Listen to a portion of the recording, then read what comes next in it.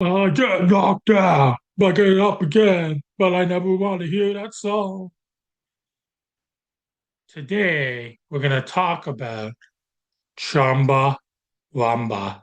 Yes, the I get knocked down, but I get up again band.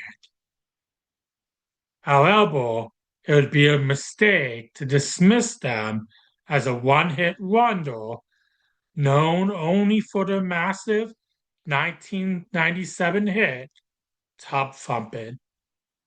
They were also an important political band who blended music and activism, who were around way before the blip on the radar.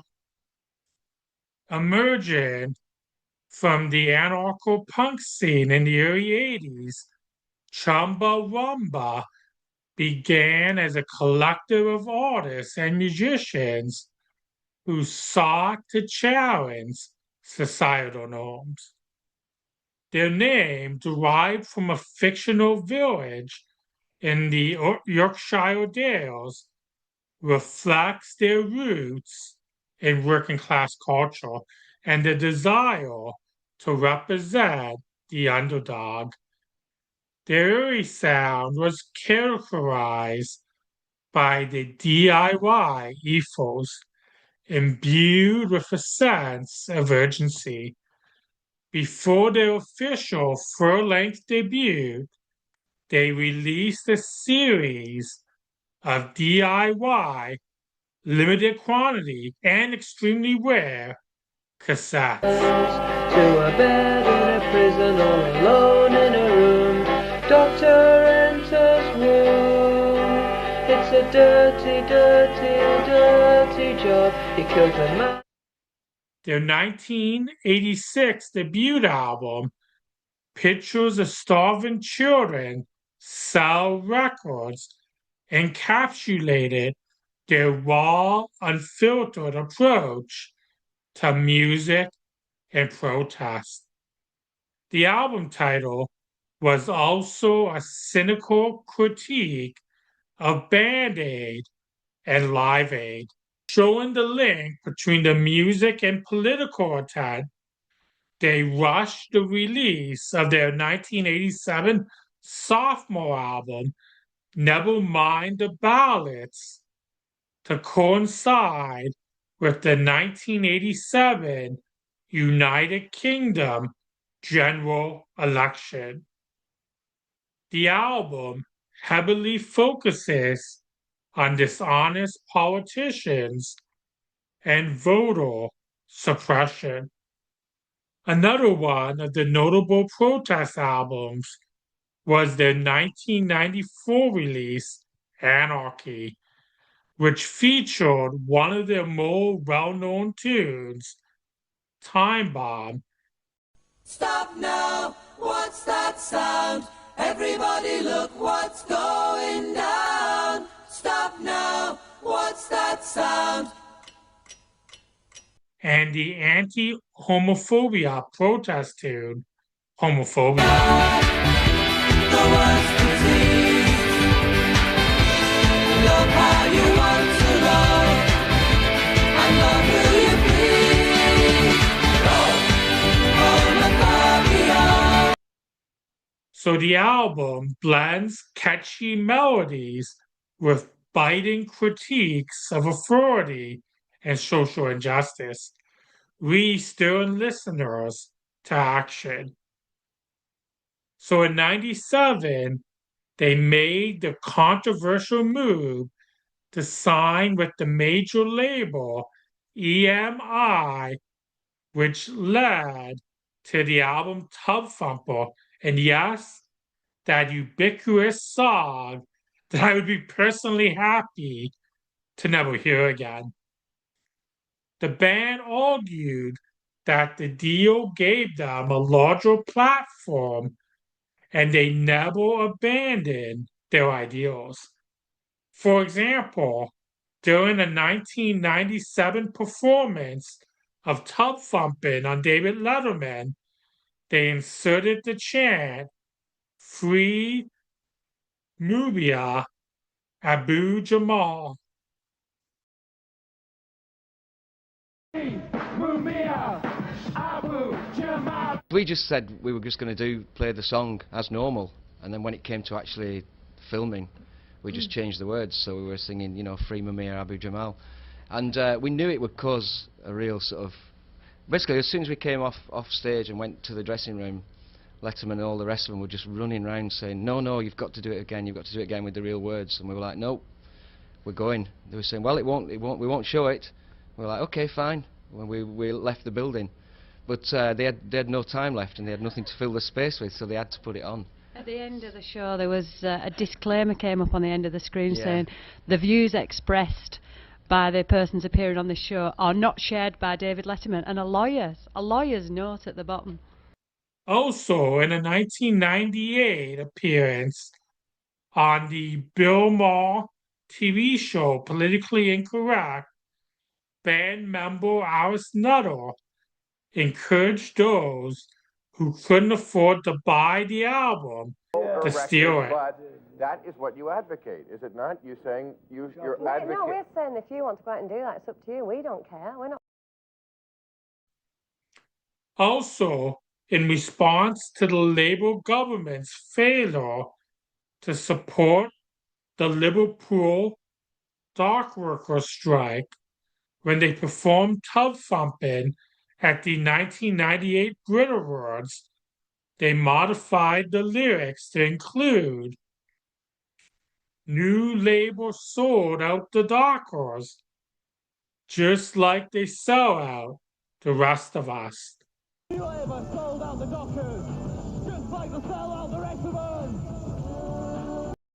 Also later in the show, vocalist Dan Burt Nobacon poured a jug of water over UK Deputy Prime Minister John Prescott. The Deputy Prime Minister John Prescott had strong words today for Dan But No Bacon of the anarchist band Chumbawamba. He was just sort of behind me, and I'm pretending to look over this balcony at Fleetwood Mac, and I was just eyeing up where the bucket was, and there was an empty chair just in front of him, so I just grabbed it, stepped up on the chair onto the table and said, "This is for the Liverpool Dockers," and threw it on him. Mr. Prescott said the attack was contemptible, cowardly and terrifying. Also, the band stuck to the political ideals when they rejected a $1.5 million offer from Nike to use Tubthumping in a World Cup ad. And even at times when they did decide to license their music, the motivation was to subvert the system from within. For example, when they accepted $100,000 from General Motors to use their song Pass It Along from the album WYSIWYG, they ended up donating it to activist groups who in turn launched a protest campaign against GM. Don't leave the house. Pass it along. You know, sometimes we'll get offered ridiculous amounts of money for having music on advertisements on television, and often we turn it down because it's some company that we wouldn't have anything to do with. But sometimes we get such huge offers that we think some activist group somewhere could really use this money. So we just take the money and we give it to somebody who's sort of opposed to... usually it's really nice if you give money away to somebody that's opposed to the people that we're doing the advertisement for. So if you take an ad in Italy, then you give it... Well, what we did, we took a Renault ad in Italy and we gave it to Italian pirate radio stations that were involved in struggle, and that kept them going for years. So we took an ad in South Africa and we gave it to a radical magazine so that they could keep going for years. And it's just a much better way, really, than just staying pure.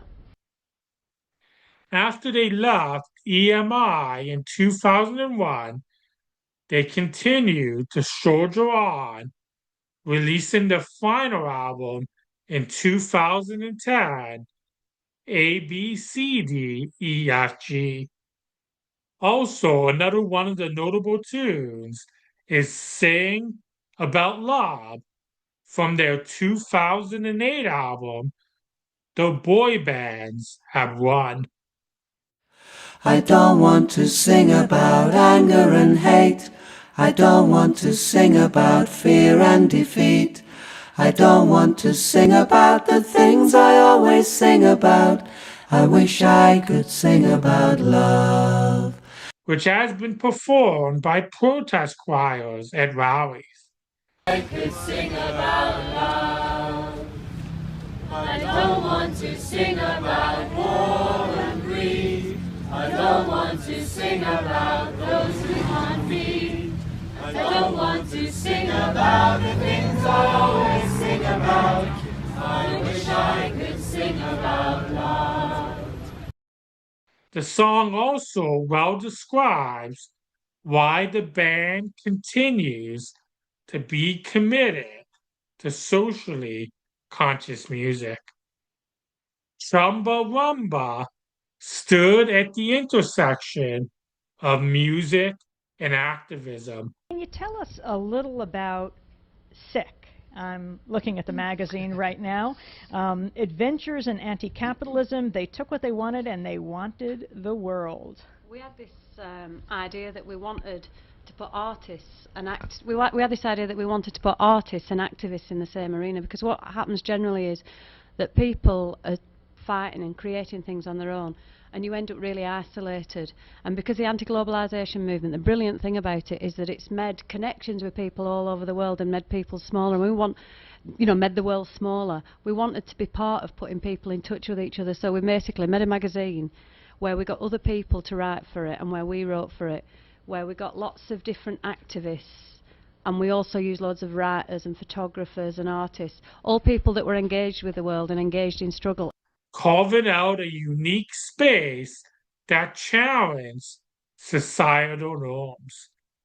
Their sonic experimentation and dedication to social issues reshaped the landscape of protest music, inspiring generations of artists to use their platforms for social change.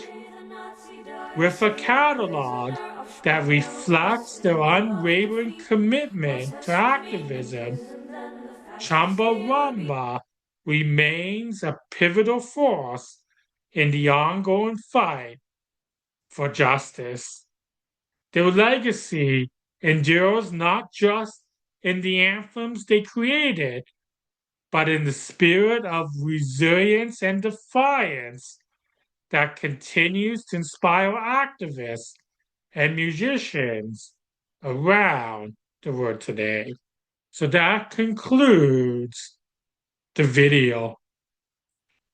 So do you have a favorite Chumbawamba song that's not Tubthumping? Are you one of those that absolutely hate Tubthumping and you thought the band sold out? You actually are a big Chumbawamba fan beyond just that one song?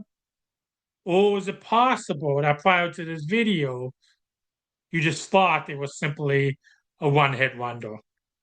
Well, feel free to let me know in the comments. And if you want me to continue making videos like these, please like and subscribe. So thanks for watching, and please stay safe. Piss in the night away. Piss in the night away. He drinks a whiskey drink. He drinks a vodka drink. He drinks a lager drink.